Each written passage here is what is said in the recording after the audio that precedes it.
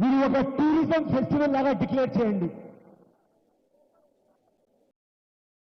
Proposal మా environment minister Surekha అమ్మ దగ్గర పెట్టా. ఈ ఫెస్టివల్ ఖాసియత్ ఏమంటే ఏదైనా ఫెస్టివల్ ఉంటే మనం ఊరికిపోతాం.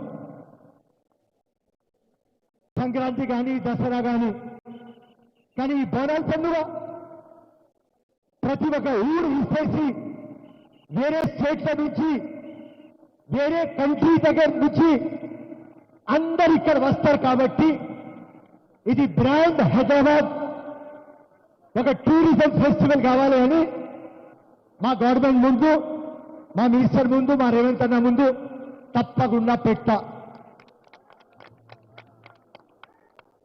సెకండ్ మోస్ట్ ఇంపార్టెంట్ పాయింట్, ఆ డప్పు మీ గురించే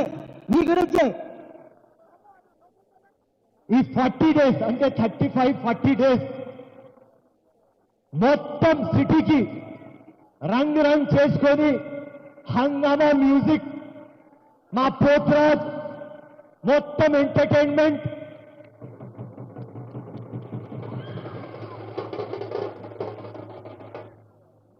దాని తర్వాత ప్రతి ఒక్కరు ఈ కామన్ మ్యాన్ దగ్గర నుంచి మన గవర్నమెంట్ దాకా ఆ 35 days మీ ఆనందం తీసుకుంటారు.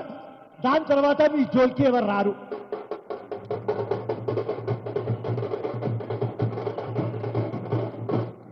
ఎవరు కూడా ఆలోచించరు ఎట్లా బతుకుతారు, ఎట్లా తింటారు, పిల్లలకి స్కూల్ ఎట్లా పంపిస్తారు, ఇల్లు ఉన్నది లేదు, ఎవ్వరు ఆరోగ్యం గురించి ఎవ్వరు పట్టించుకోరు. మొత్తం డ్రామా అయిపోతుంది, మర్చిపో, నెక్స్ట్ ఇయర్ మళ్ళీరా. ఇప్పుడు మీరు అందరూ ఏం చేయండి, ఎవరెవరు నాకు వింటున్నారు, Potraj team, band, musician, folk dancers, folk singers అందరు వచ్చి నా దగ్గర ఒక అప్లికేషన్ పెట్టండి. మొత్తం మినిస్టర్ అమ్మ దగ్గర తీసుకోపోతా, అక్కడి నుంచి రేవంత్ అన్న దగ్గర తీసుకోపోతా. ఎందుకంటే మా విజనరీ ముఖ్యమంత్రి ఏమన్నాడంటే ప్రతి ఒక్క సెక్టర్లో డెవలప్మెంట్ కావాలి.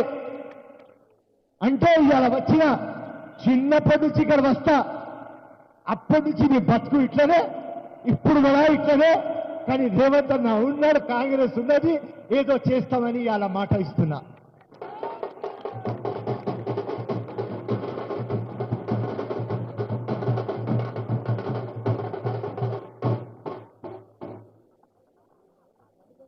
బోనాల్ ఇంపార్టెన్స్ అందరు వస్తారు కాబట్టి మన ట్రెడిషన్, మన కల్చర్, మన హెరిటేజ్,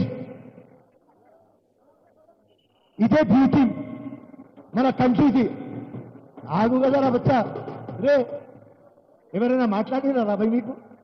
నేను వచ్చి అందరు ఆల్ పార్టీలో ఫిరోజ్ ఖాన్ మీ గురించి మాట్లాడితే నా స్పీచ్లో ఎందుకు రా భయ్? ఎవరమ్మా? ఓకే, బండి సంజయ్ గారు వెల్కమ్ అన్నా, వెల్కమ్.